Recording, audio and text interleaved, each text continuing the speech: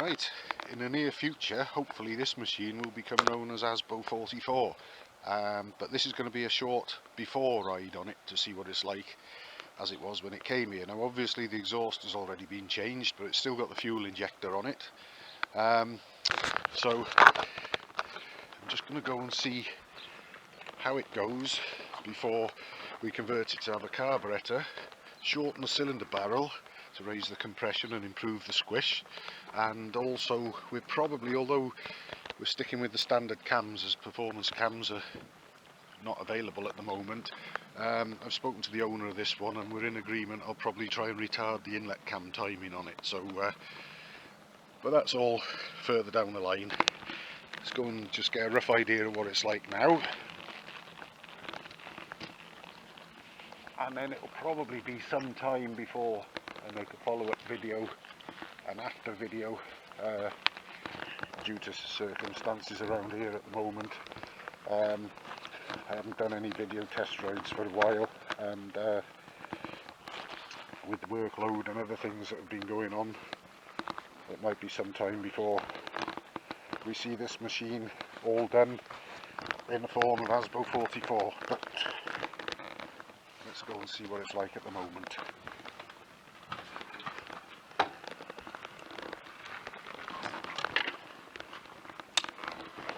I think I've got the camera lined up roughly as we want.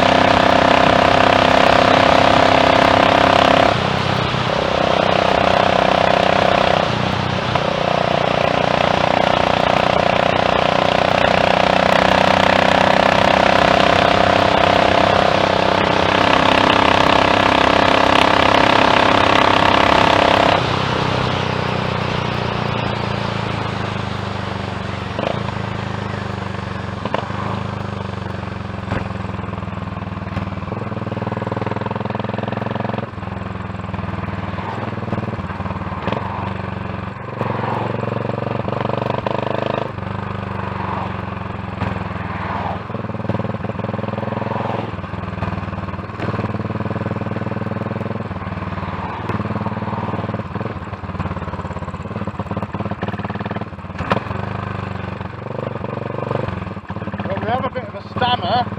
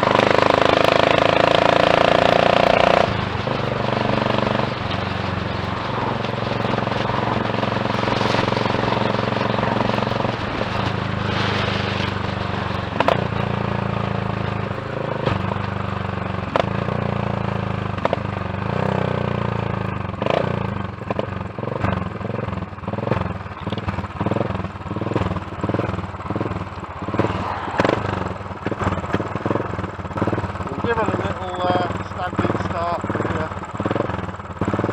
The engine seems to lose interest about 5,500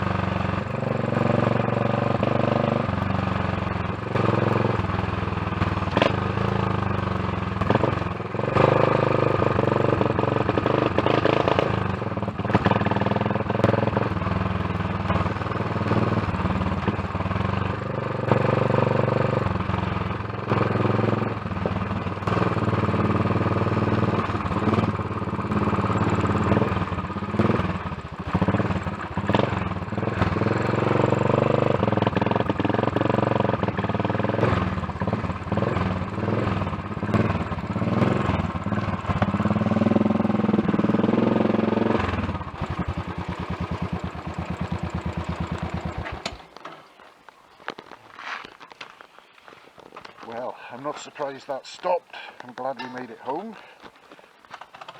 seems we also have a misfire to investigate.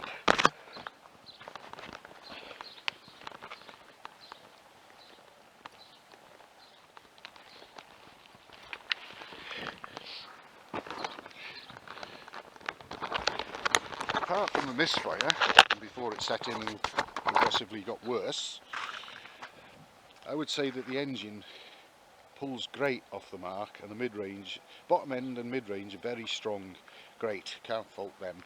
But it certainly lost all interest by 5,000 RPM. In fact, 5,000 was all I could get it to in fourth. Now I know that the last two I worked on pulled easily to 6 in fourth gear, so there's definitely going to be quite a margin of improvement here when the work is done. But can't fault the engine for the way it pulls away, and very strong mid-range, but it's more suited really to a sort of cruiser style bike than something that looks like it'll do 120 standing still and then struggles to get past 80 flat out. But then that's why it's here. So at some point in a not too far off future, I'll crack on with all the work that needs to be done, and hopefully it'll go quite a bit better than that. Nice looking bike though. Okay, in the grand scheme of things, hopefully this is going to be justifiably called Asbo 44. I've fitted the Hitchcock's valves and springs to the head. I've ported the cylinder head and worked on the areas around the inlet valve, give a little more space around the inlet valve for breathing, shorten the cylinder barrel by 1 millimetre, and used a base gasket that's 0.5 millimetre thinner, so we've come down 1.5 millimetres in total to close up the squish gap and bump the compression ratio up. We've got the carburettor kit on it. I've got standard camshafts in this one, you just can't get performance cams at the moment, but I've retarded the inlet cam by a tooth. So now, on this baking hot day, with me bikey jeans and jacket and everything on, we're going to go and try it out. It'd be sorely tempting to go out in shorts and a t-shirt today, but please folks, don't do that. It's just not worth the risk. This road is probably still as hard to come off on as it would be on a cooler day. Plus, I like having skin over my flesh. And then, for anyone that saw it, I had a near miss on my Honda 500 the other day, so it's just not worth taking a chance. Put your jackets and bike jeans and boots on at all times if you can. Plenty of time to regret not doing it, laying in hospital waiting for skin grafts.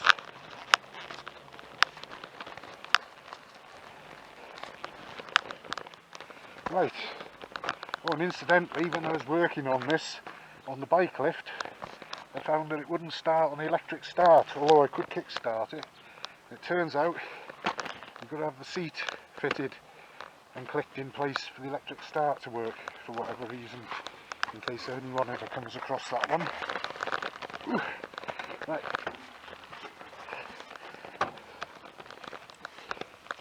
Apologies in advance if the camera angle's not so good, but we'll take what we can get today.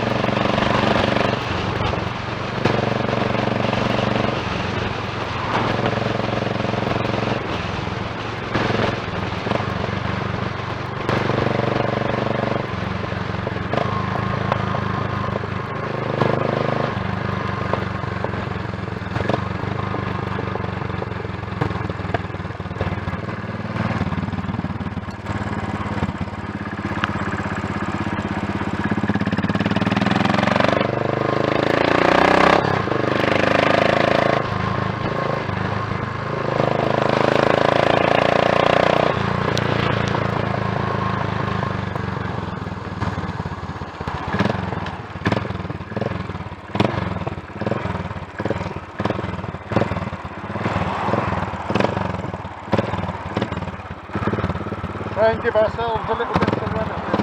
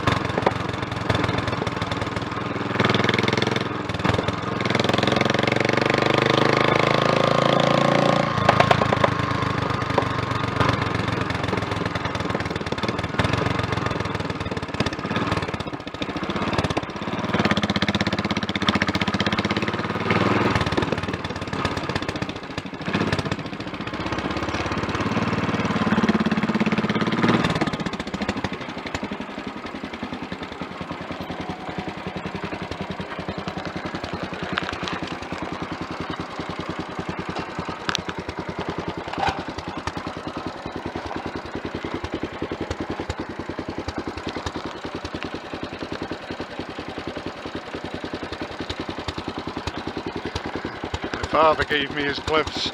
They're my old ones on the wall.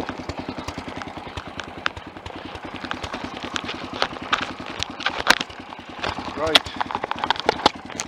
I think I need to tighten the exhaust pipe up where it fits into the cylinder head. We're blowing air a little bit.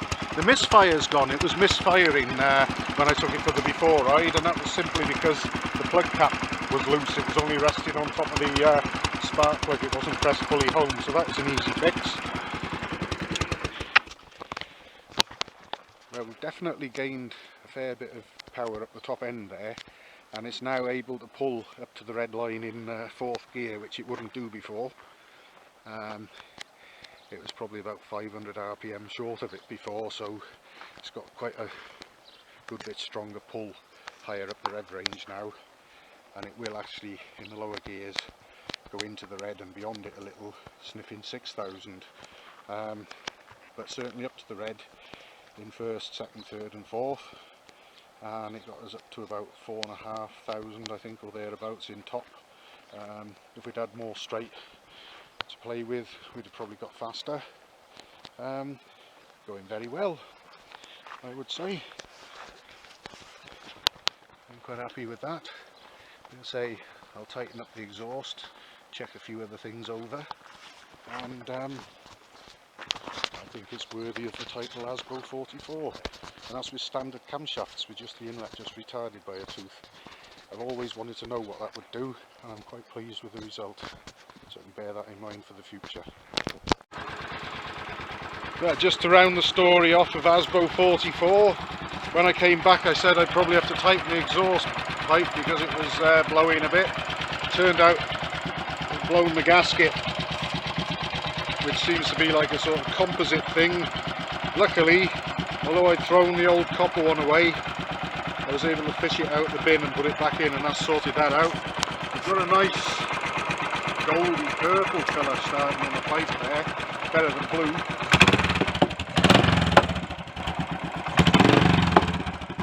And the exhaust note sounds much better now it's not blowing.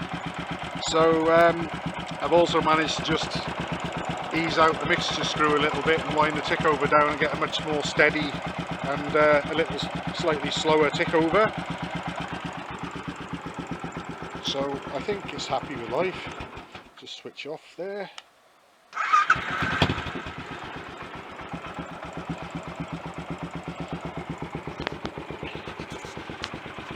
I think this one's ready to go home.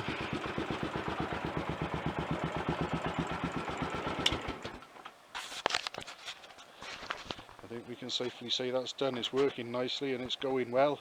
So I just wanted to show it with the exhaust sorted out and show the reason it had actually sort of broken this, which some sort of fibre sort of washer actually, that and it just sort of disintegrated. So put the old copper one back in and that sorted it, so it's good to go.